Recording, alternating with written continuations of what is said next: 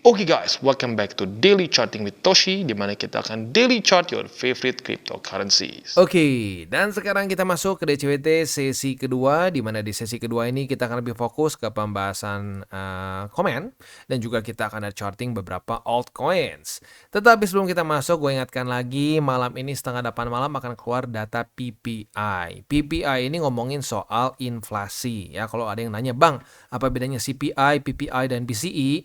Basically itu ngitung inflasi tapi dengan rumus yang berbeda lah, kasarnya seperti itu ya. Ada yang lebih suka pakai PCE, ada yang lebih suka pakai CPI, ada yang lebih suka pakai PPI, begitu ya. Tapi intinya lagi-lagi ngomongin soal inflasi. Kalau favoritnya The Fed tuh kalau nggak salah PCE ya, tapi intinya tetap PPI juga penting karena ngomongin soal inflasi di US. Jadi kita lihat setengah 8. Buat lo yang punya posisi futures, pertimbangkan untuk tutup posisi, terutama buat yang konservatif sampai intermediate.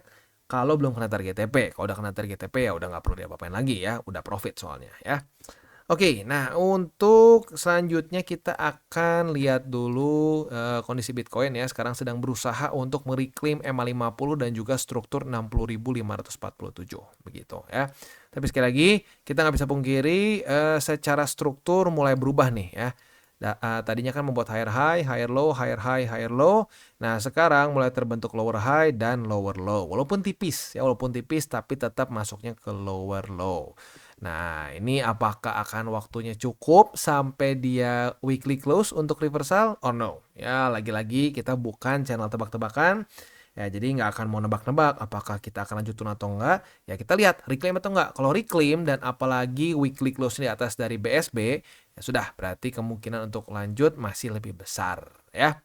Oke, itu kurang lebih gambarannya. Next kita akan masuk ke komen aja langsung, takut kelamaan. Yang pertama dari Jus Kocang ya. Bro, bisa bantukan penjelasan angka positif dan negatifnya angka ekonomi kalender bagi pasar kripto. Thanks. Biasanya in general kalau sampai data bintang 3 ini hijau itu artinya bagus untuk di XY. Nah, kalau bagus untuk di XY itu artinya nggak bagus untuk kripto. Itu normalnya. Tapi dalam beberapa bulan terakhir semakin mendekati ke ya cutting rates, semakin mendekati juga ke pemilu di US, makin random begitu. Jadi makanya gue udah bilang dari kayaknya 2 atau 3 bulan lalu ya. Sekarang kita nggak usah pikirin deh hasilnya bakal kayak gimana karena kadang-kadang harusnya bikin crypto rally malah dump. Waktu harusnya bikin pump malah ya kebalikannya begitu. Jadi kalau gue pribadi sekarang ini jadiin alarm aja akan terjadi volatility kemungkinan di jam-jam segini. Ya, tapi normalnya, sekali lagi gue bilang ya, normalnya kalau data di sini hijau berarti lebih bagus daripada forecast, itu artinya lebih bagus untuk USD. Begitu. Kalau bagus untuk USD, artinya cenderung nggak bagus untuk kripto. Gitu. Ya, makanya kita sebut sebagai korelasi terbalik ya. Oke. Next dari Joy of Tara. Malam Pak Toshi, mau nanya berhubung banyak whale yang keluar dari ETH. Nasib ETH ke depannya gimana ya? Dan apakah pasar akan beralih ke Solana dan menjadikan Solana sebagai ETH berikutnya? Thank you Pak Toshi. Jadi kalau menurut gua ya, kalau sampai ETH tergantikan oleh Solana sih masih belum ya, at least for now. Karena kalau kita mau ngomong, sebenarnya contender yang lebih besar untuk ya secara market cap masih lebih besar BNB. Begitu ya. Solana kita bisa lihat dia di 66 miliar USD, sementara BNB di 82 miliar. Nah, buat yang nggak tahu, sebenarnya BNB juga dipakai untuk smart contracts, gitu, BSC ya. Orang berpikir BNB hanya dipakai untuk di Binance. No, ya. Kita bisa bikin games, kita bisa bikin smart contracts di BSC juga, begitu. Jadi kalau mau dibilang contender paling dekat Ethereum ya sekarang BNB. Tapi ya BNB ini nggak pure smart contract cryptocurrency atau ya masuknya tuh nggak pure ETH killer begitu karena dia multifungsi juga sebagai utility token dari Binance begitu. Tapi ya cara penggunanya sama persis seperti Solana ya atau at least bisa dipakai seperti Solana juga begitu ya. Nah, kalau menurut gua sih ya itu kan banyak yang keluar benar dari ETH ya karena banyak yang panik karena katanya Vitalik Buterin itu melakukan penjualan Ethereum begitu. Nah, itu dijelasin waktu dulu gue pernah dengar beritanya, gue pelajari untuk si Vitalik itu sendiri dia menjual Ethereum itu untuk pendanaan lagi beberapa project ada dalam Ethereum begitu. Tapi ya jujurnya orang nggak mau peduli ya. Jadi kalau dia ngelihat si Vitalik jual ya udah orang pada panik jual juga. Kalau menurut gue tetap ya ETH masih lebih aman dibandingkan kita pegang Solana ataupun ya berbagai macam alt yang lain. Karena dari market cap. Market cap Ethereum itu signifikan lebih tinggi dibandingkan dengan yang terdekat ya BNB maupun Solana. Begitu. Maka dari itu resikonya akan cenderung lebih tinggi di kripto yang market cap-nya lebih kecil gitu ya, lebih volatile, bisa naik turunnya lebih ekstrim seperti roller coaster ya. Next dari Phoenix ya, Bang mau tanya, saat margin yang digunakan 10% dari Porto futures harusnya ya, kalau Porto spot ya enggak, itu harusnya Porto futures ya. Padahal pas entry 1% apakah termasuk over leverage? Kalau menurut gua iya. Karena kalau gua sih nggak tembus 5%. Jadi gua bikin setup, gua buka posisi itu kalau sampai kena kena resiko 5%-nya dapat gitu. Kalau misalkan enggak, lebih gitu bisa sampai 10, 12, nah itu gua nggak buka posisinya. Jadi masuk over leverage. Kalau dari pandangan gua, ya gua intermediate. Kalau yang agresif kadang-kadang ada yang enggak lah 10%, 20%, 15%. Nah, itu sebenarnya tiap orang bisa beda-beda, tergantung dari seberapa besar risk appetite masing-masing begitu ya. Next dari ini apa ya, Paisleo ya atau Pieslo nggak tahu lah, Piesleo ya. Pengalamanku gagal TP di Dogecoin karena banyak banget yang ngomong akan tembus $1. Wah, ini berarti dari 2021 ini ya, zaman ini Kang Elon katanya ya, Kang Elon bakal bawa Doge sampai $1 katanya ya, SNL. Yang ada malah buying the rumor and selling the news. Di 73 sen sampai sekarang masih santai di angka 10 sen. Berarti ya masih jauh lah dari all time high dia sebelumnya ya. Yang tadinya profit 70% malah minus akhirnya CL. Ya itu dia pentingnya kenapa kalau meme itu mungkin harus lebih ekstra agresif lagi. Jadi jangan tuh ditunda-tunda, waktunya SOP TP memes itu harus di TP begitu ya. Gua pribadi di Doge nih, wah ini salah satu meme coins gua yang paling boom ya. Gua belasan ribu persen di Doge nih. Ya soalnya dari zaman 2017 kalau nggak salah ya. Ya 2017 lah. Ya pokoknya intinya kalau meme coins kita harus lebih agresif. Shiba juga kita udah ingatkan di 2021. Wah zaman itu banyak kultusnya. Wah tahu apa lo? Ya Shiba ini akan mengalahkan, gila loh. Serem ngomongin zaman dulu ya. Mengalahkan BTC, mengalahkan Doge. Kalau Doge oke lah anggap sama-sama memes. Tapi ada yang ngomong sampai bisa mengalahkan BTC. Ya akhirnya sekarang ya gigit jari. Gitu. Jadi jangan sampai mau percaya sama kultus, bro. Begitu ya. Banyak nanti ya, tunggu sampai udah altcoin season gila-gilaan, meme udah ngepam gila-gilaan, lihat keluar lagi tuh semua orang-orang kultus, nanti ujung-ujungnya sangkut lagi. Itu udah kayak lingkaran setan. Terus terjadi di cycle ini, cycle dan seterusnya ya. Udah terus aja ya. Oke. Next dari Moh Saleh. Wah, valid ternyata. Cukup senyum lebar karena bisa di CA di bawah subuh tadi. Enaknya di channel Kotoshi ini banyak wejangan bermanfaat, bikin gak all in ya, mantap. By the way, saya dapat info dari grup tele sebelah punya beli putu Yudi, mungkin Kotoshi kenal karena sama-sama trader lama. Waduh, enggak nggak tahu ya. Ya pokoknya gini, kalau gue pribadi ya, selama siapapun mau content creator siapapun, yang penting kalau dia benar-benar memberikan ilmu gitu ya, itu mantap begitu. Tapi kalau udah sampai ya, wah lihat nih gue punya mobil begini, wah mobil rumah gue beli di sini gara-gara trading semua, nah itu udah tinggalkan lah. Tapi kalau content creator benar-benar dia membahas pure ilmu, enggak ya you know lah jualan apa ya, menurut gue mantap-mantap aja ya. Nah selanjutnya ya baik lagi, jangan sampai lah kita punya pemikiran all in ya. Kalau gue perhatiin semakin banyak orang yang ngomong nih, wah bener nih bang, udah DCA jadi tenang bang, nggak stres. Yes, sekali lagi kita itu investasi bukan berjudi. Kalau deg-degan ya nggak bisa tidur, guling-guling, keringat dingin, ya itu judi namanya ya. Kalau di market, aduh stres per 5 menit buka chart gitu ya, karena takut liquid gitu ya, atau takut ya pakai duit panas gitu makin turun gitu ya, baik lagi itu namanya judi begitu. Kalau DCA ya ini contohnya kayak Mo Saleh nih ya, santai, tenang ya. Oke, next kita ke Aina ya, Bro Aina. Nyatanya secara psikis jika market naik kita berharap untuk turun karena takut ketinggalan. Ketika turun berharap naik karena takut nyangkut. Paling benar menurut saya pribadi adalah cara menyikapi market ala TCI. Sudah pakem deh ya.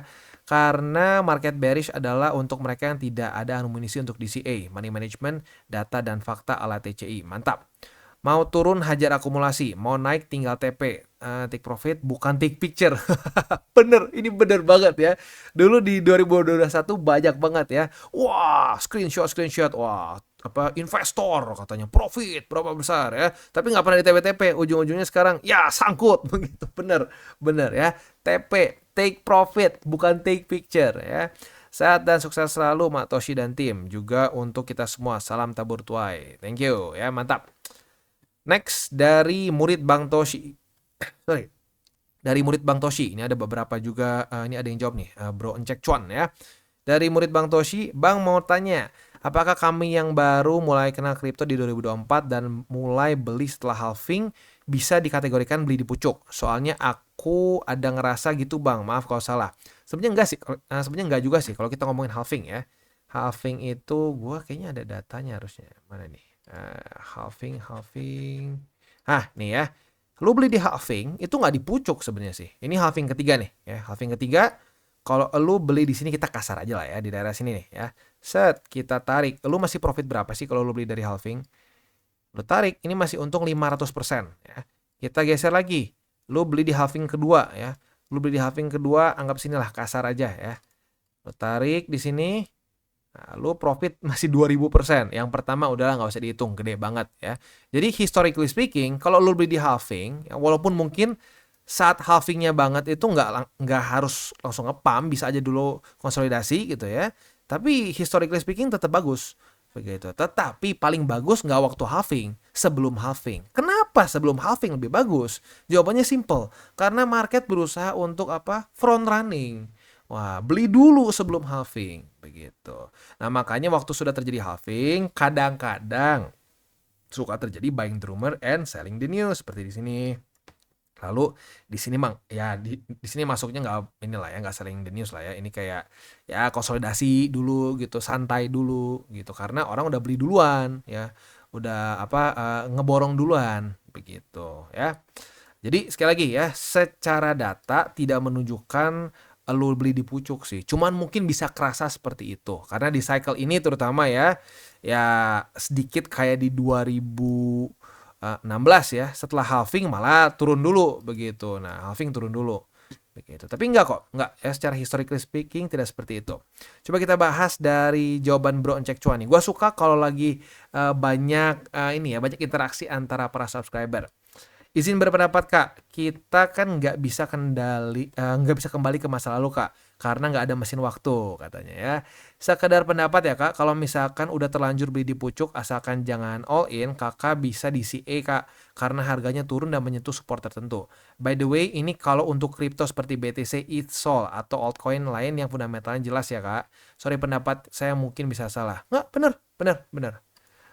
Ya, jadi dengan kita di CA, kita tuh bisa menurunkan harga kita yang terlalu tinggi. Nah, gitu tuh. Anggap lu di CA. Aduh, Bang, gue di CA di pucuk maksimum, Bang. Gue beli itu di wick kasarnya. Walaupun harusnya enggak ya. Tapi anggap lalu suwe banget lu beli di wick. Dengan lu di CA terus ya. Nih ya, ada support banyak di sini. Lu beliin pelan-pelan ya. Lu beli lagi.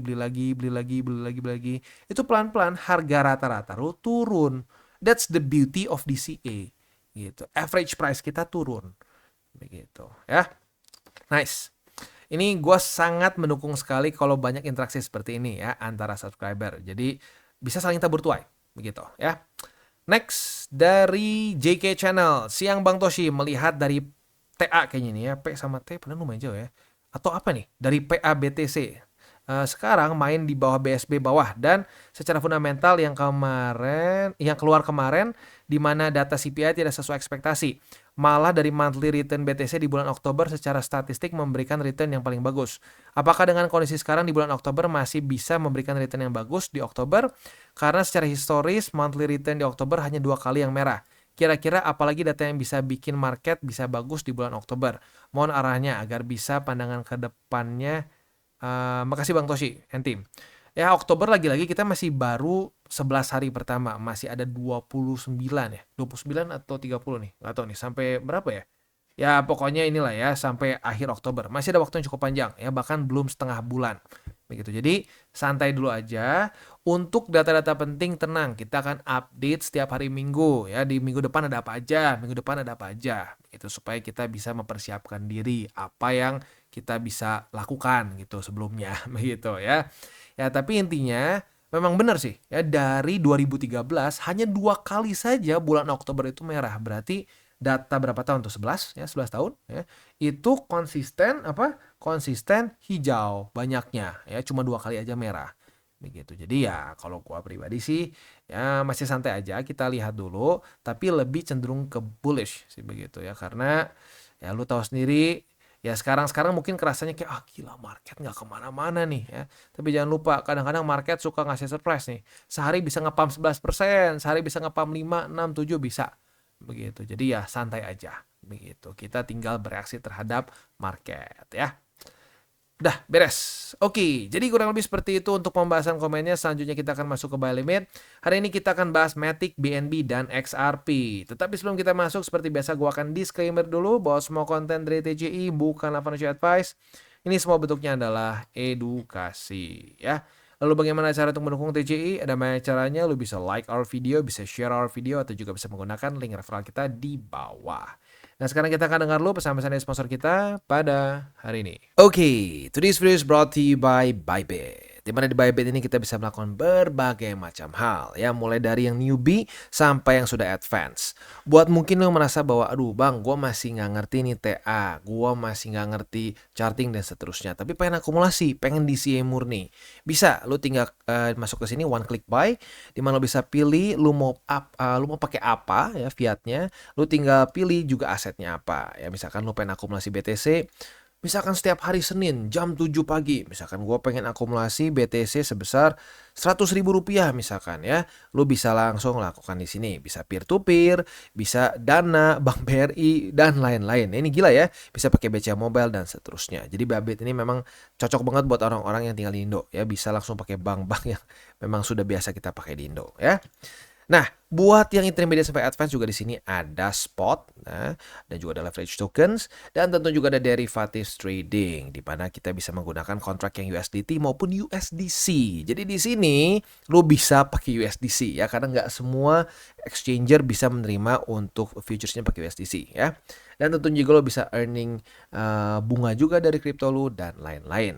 Dan tentu juga di sini kita bisa melakukan copy trade ya, di mana copy trade dari Bybit ini sudah cukup terkenal ya, dan kita bisa mendapatkan keuntungan juga. First copy trade kita bisa ada protection 100 USDT loss coverage ya, dan seterusnya ya. Jadi buat lo yang tertarik bisa silakan pakai, klik di link referral kita di bawah. Kita masuk ke Matic. Untuk Matic, posisi long kita udah profit nih kemarin ya. Berarti kemarin kan kita udah kena target TP. Kita udah profit sebesar 3,1%. Posisi short kita hari ini pun udah TP lagi ya. Jadi ini kondisinya mirip-mirip kayak Ethereum ya. Jadi posisi longnya profit, posisi shortnya profit. Berarti 3,1, 3,1. Asik ya. Buat yang sudah buka posisi futuresnya ya mungkin senyum-senyum sedikit ya. Yang nggak sedikit lah, 2 kali ya, asik. Untuk posisi spot di 0,363, lalu di 0,345. Sisanya ya semoga tidak tembus ya, karena kalau sampai tembus 345 ini artinya kita balik ke masa 2022. Ya gila sih, memang luar biasa nih ya. Matic gila nih, di cycle ini gue juga bingung, ancur-ancuran banget ya. Padahal nggak ada permasalahan fundamental signifikan menurut gue sih ya. Ya, tapi ya memang gini, kadang-kadang cryptocurrency market itu kita nggak pernah tahu mana yang bakal boom gitu altcoins. Makanya ya sekali lagi nih gue ingatkan, 70-30 itu penting rasionya ya, supaya ya kita nggak terlalu banyak di altcoins, karena sering kali bisa terjadi seperti ini ya. Oke, next kita masuk ke BNB. Dan untuk BNB kita bisa di sini kita zoom dulu ya. Untuk BNB sudah terbuka posisi long ya, posisi long retest 1, retest 2 di 560,1. Nah, posisi long kita ini target TP-nya di MA 200. Jadi ya jangan lupa dipasang di MA 200. Kalau sampai terjadi retest ke MA 200 dan kena target TP, kita bisa buka posisi short juga. Karena MA 200-nya kemarin di retest sebagai resisten begitu. Nah, kalau sampai kebuka posisi shortnya, ingat target TP-nya di angka 560,1 begitu ya. Itu kurang lebih untuk setup posisi futures di BNB. Untuk posisi spotnya 560,1, MA50 dan di 542,7. Itu kurang lebih untuk posisi spot dan futures di BNB. Next kita masuk ke XRP. Untuk XRP kita sudah dapat posisi short ya karena sudah terjadi. Oh, belum. Retest satu doang ya. Retest keduanya belum. Di 0,540 ya. Jadi buat lo yang pengen buka posisi short silahkan bisa pasang di 0,54. Nah, kalau sampai kebuka, target TP-nya boleh pertimbangkan di 0,524 atau di 0,519 ya. Itu kurang lebih untuk posisi futures di XRP, untuk posisi spotnya 0,5199, 0,50 dan di 0,492.